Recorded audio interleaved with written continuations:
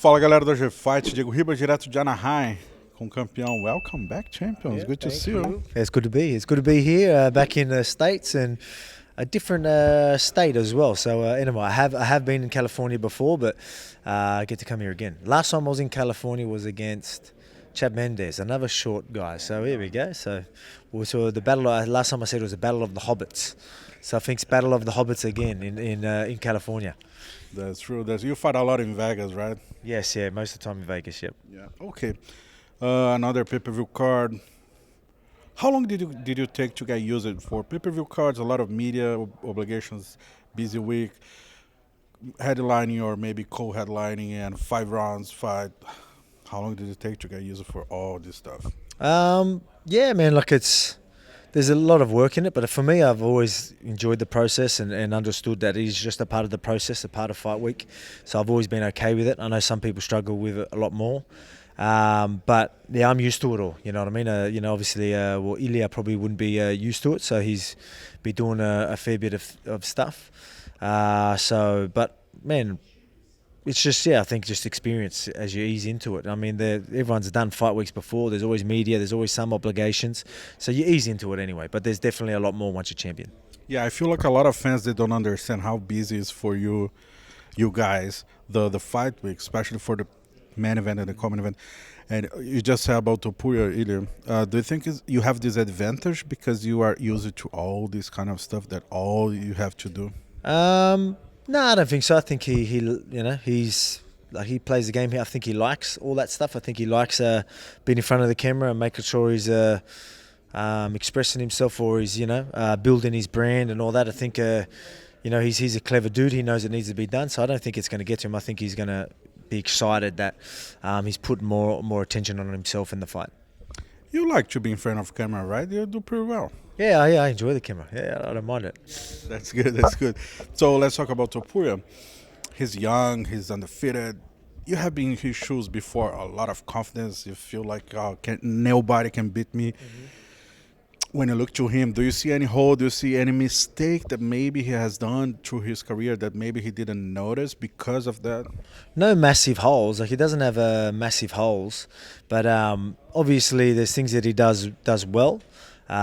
He's a complete fighter. He does the basics very well. So his defense, there's a lot of things that he does well, but it's so no big holes. But I mean, I just think he lacks with all the other stuff on top of that as well when it comes to some of the skill. Like I said, he's a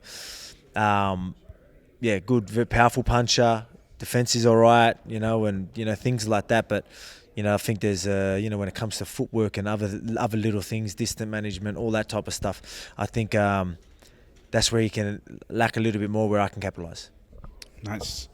There's one point that it's kind of remarkable from your career. Like, I don't know if I've seen another fighter that feels so comfortable in deep waters like yourself. Remember when Brian Ortega almost tapped you, or Islam was in your back, and you were like chilling, punching him. Like, what's the secret to be so comfortable over there? It's just preparation. It's just I am willing to put myself in a lot of I go through a lot of adversity through camp, through my whole career. I'll put myself in dark places in training. And make that more of the norm. So I can sit there where most people will crumble or feel uncomfortable. I will accept it and sometimes have a smile on my face through it. You know what I mean? And that's through preparation and putting yourself in them positions. You can't just expect to be able to deal with it if you never put yourself there. I'm willing to put myself in these very uncomfortable positions a lot more than others. Nice. Another question. There's a kind of mystic about the lower weight divisions in UFC. When you hit, like, the champion hits 34, 35, most of the fighters, they lose against youngers. And I saw your post with the newspaper, too old and stuff like that. How do you handle that? Does it bother you, or you can just make fun of it? Like, and do you see in the specific weight divisions, so the age, you guys age faster than the others? Man, I don't. I mean, that's just stats and numbers and things like that. I've proved that I'm totally different that many times. You know what I mean? You're talking about adversity, seeing me in these dark places. You know what I mean? I've showed many times that I'm different to a lot of the people, a lot of even champions and a lot of fighters. So they're just weird stats that are out there that have nothing to do with me. I just read something that you were offering yourself to fight at the UFC 300.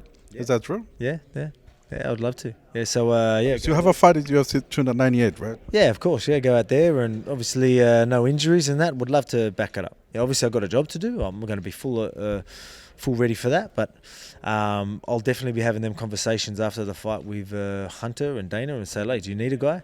Because I know a guy." We all know this guy. Yeah, your second fight against Islam was short notice, very short notice actually. You were replacing Charles. Actually, I saw the video after the fight, special and beautiful moment. Do you regret something about taking that fight in the short notice? You were saying about that you were drinking before the fight, but you didn't know you were about to fight, right? Yeah, exactly. I don't regret it. It's a part of the story. It was a bit of a life lesson for me as well. So it's all good. You know, it's really even the loss kicked everything back into gear and where I wanted to be. So I think that's just going to be a big part of my story moving forward. You know, now it made this fight a lot more exciting, a lot more hype around this, and again, I'm going to be able to.